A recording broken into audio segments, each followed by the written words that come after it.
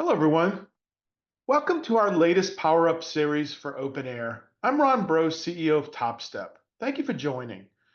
Our topic for this Power Up is percent complete revenue options in NetSuite OpenAir. As 606 accounting standards are implemented, we're seeing a real uptick in percent complete revenue requirements. It is more of the standard now than an outlier. Thankfully, if you have NetSuite OpenAir, there are multiple ways for you to derive revenue using percent complete methods. So no matter how your OpenAir system is configured, there is a way to be 606 compliant for your fixed fee projects. Let's take a look at some of those options. So we're going to start with the first simplest rule in deriving percent complete revenue, and that's the percent complete recognition rule. In order for you to be able to use this rule, there's a few requirements you need. First, obviously, all the rules need a budget to be able to say, what are we going to recognize over the course of the project? So let's make a simple $1,000 budget. And we need to be able to have OpenAIR's needs to be calculating automatically the percent complete based on how we use the system. And there are a few options in here. You'll notice our project is 32% complete. So if we just select the percent complete for the project, OpenAir, if I run this rule, will generate 32% of the revenue for us to be able to recognize. But I may want to recognize it slightly different than the way the system is calculating it. For those of you who don't know, it's using a very complicated method of planned hours or estimated hours, depending on how your system, and it's using weighted average across different tasks for different amounts of hours. You may want to continue to use that. You also may want to continue to use that, but maybe only a subsection of the project. We see this common where we have mixed revenue models buried within a single project. So maybe we have a fixed fee portion of the project. Maybe we have a T&E portion of the project. So here we can do what we typically see here is going on a phase. And then by doing the phase, all of the tasks within that phase will roll up and the rule will calculate the percent complete for the phase and the tasks. So this allows us to override the system overarching project percent complete with a phase level percent complete. We also might want to do something a little simpler, not quite as complicated, and just say, what are our planned hours for this project and what are the approved hours for this project? So in this example, it's just going to take the planned hours, it's going to take the approved hours, it's going to calculate what the percent complete and use that. You can also do the same thing we said earlier, is using that same method, but doing it for part of the project, not all of the project. The last option is maybe we don't use tasks or we don't put planned hours down to a task, but we do store a budget for the project. So the budget of the project now becomes the denominator for this calculation. We have a lot of customers that use this method where they create a custom field to store the original sole budget, but then as they are adjusting the work to be done, they're adjusting the native budget hours field for how many hours they're expected at the end of the project, and that becomes the denominator. And as proved hours are entered, those percent completes get calculated, those revenue transactions gets calculated. So one rule, but many options within this one rule. And within this, what's important to note in this rule, it's all hours calculations. It's hours over hours. However, you may want something slightly different than focusing on the project plan and focusing on only hours. And now we get into the incurred versus forecast rule. Again, we have to have a budget to tell the system how much is our rule value. Now we get into our incurred, which is our numerator. How do we want the numerator to be represented? Well, in this case, we can say it's going to be approved hours, which is typically and always the case. But in this case, it adds a cost value that you can control. And so why is this important? Well, not all hours are equal. Some customers want more expensive resources to contribute more revenue because they're more expensive. And even though they're spending the same amount of hours as less expensive resources, their revenue hit is greater.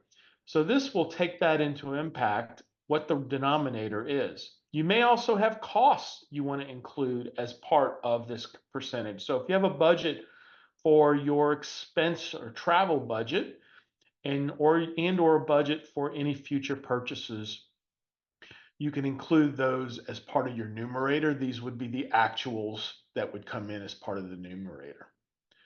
On the denominator, we have the ability to use the estimated hours times the cost or the approved and booked hours by the cost. And this is the one we typically see in the larger reason for using this rule is because we don't want to use the task plans or the budgets of the project. We want to look at the bookings in the future and approved hours in the past.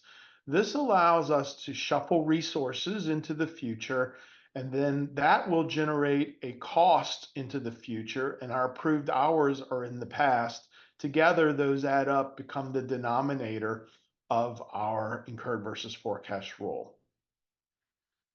If we, again, want to include our expense budget or our purchase budget, we can include those here as long as we also include those in the numerator. Now, you can filter this similar to the first percent rule. We can say this only applies to a portion of the project. The other thing you want to think about is what costs do you want to use? So if you have multiple costs, we have only 2 in this system, although 3 are available, you may want to say, what costs do you want to factor in when the rule is running? What we've often see is where the customer doesn't want cost factored in, but they want to use bookings as the basis of a future denominator. So what we do there is we steal one of these cost values and we enter a $1 cost against the resource. And that becomes the tertiary cost or one of these costs. And now what we end up getting is we get the benefit of using approved hours and booked hours, but we also get the benefit of hours over hours.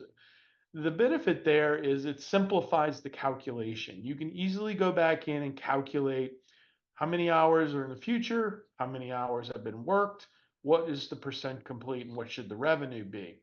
When you add cost, you exponentially complicate the equation that is calculating revenue and becomes a little bit more difficult to back into it. But there's value in determining, there's value in all rules, just determining what your requirements are. Another rule that we don't see used very often, but I think could be very valuable is a balanced incurred versus forecast rule. There's a couple of things I'll call out that make this rule valuable. One is you can quickly say, what do I want to use? The bookings or assignments, very simple. Do I want to include receipts or purchases? And then on the bottom, do I want time entries?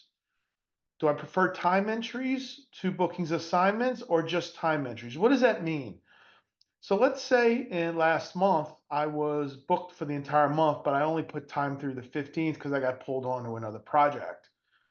Do we want just the time to be factored in, or do we want the bookings and the time to be factored in for that month? And then going forward, do we want time and bookings or assignments into the future, or just the bookings or assignments? So you can play with these to see what gives you the most accurate option for looking backwards as well as looking forward. You can also do this you can also true up this at a project or at a user level. If you go a user level, it's actually going to generate revenue per user. And I forgot to mention this on the other incurred versus forecast. Down here, there is a tick box that allows you to create revenue per user that's contributed to the process of generating revenue. Or if you don't do that, it's going to generate a single revenue transaction for each period for each project.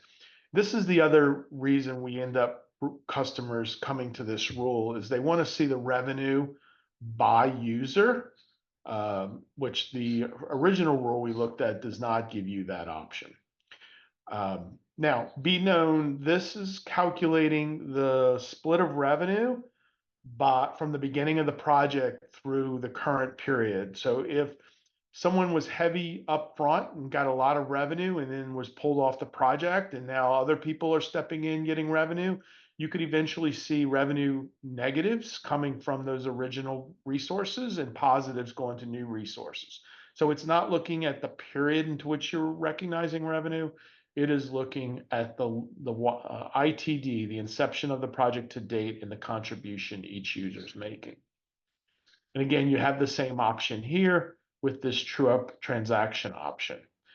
The benefit of this rule, in my opinion, is you can set your pivot date. And so the pivot date here basically is saying we want to recognize revenue through the current accounting period, or we can set some other value here. Typically, current accounting period is the one we see most common.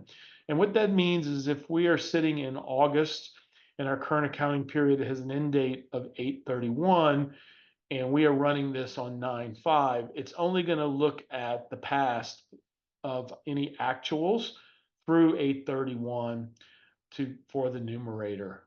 So that becomes very handy in being able to control the pivot date set within the rule. There's a couple of other options this rule gives you that the other rule does not. You can go ahead and set in the rule to not generate projections for recognized revenue. This we see more common where you are running projections for like over a year where you've recognized revenue for part of the year and projections for the rest. You don't want to double count.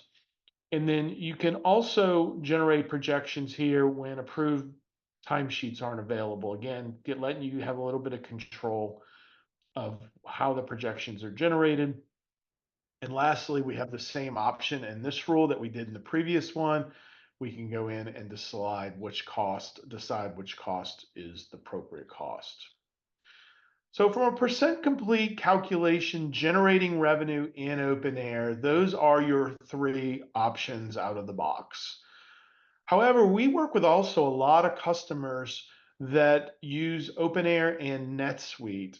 And when you do that, it's very common that NetSuite, especially if you're using ARM or sales orders, that NetSuite needs to be the driver and the creator of revenue, not OpenAir. But OpenAir needs to send triggers to NetSuite to trigger revenue, and that trigger for fixed fee projects is a percent complete. So really you have two options. You can send this calculated percent complete as long as you're managing your project so that this percent complete is derived correctly and based on how you set the project up and it's accurate. If that's the case, then it's very simple in the integration with NetSuite to select the out-of-the-box percent complete. However, when talking to customers and working with them, we find that not very many customers set their projects up and manage them in a way where this out-of-the-box percent complete actually represents how much revenue they want to take. So what instead we end up doing is we end up with a scripted percent complete. So what that looks like is we'll create a custom field on the project, and then we'll create TopStep's created a script that will calculate the percent complete based on the customer's definition of percent complete. And then at the end of the month, we'll send this percent complete to NetSuite, which will then get picked up and used to calculate how much revenue gets generated through the revenue arrangements in NetSuite. So again, another option when you are having NetSuite be the creator and the driver of revenue recognition. So all good options, depending on which situation your business is in. OpenAir has lots of flexibility for making sure you are 606 compliant. I'd like to thank you again for joining. If you'd like to learn more about TopStep or some of the topics we cover, please check us out on LinkedIn. Please check us out on our website. Thank you very much again for joining this Power Up series.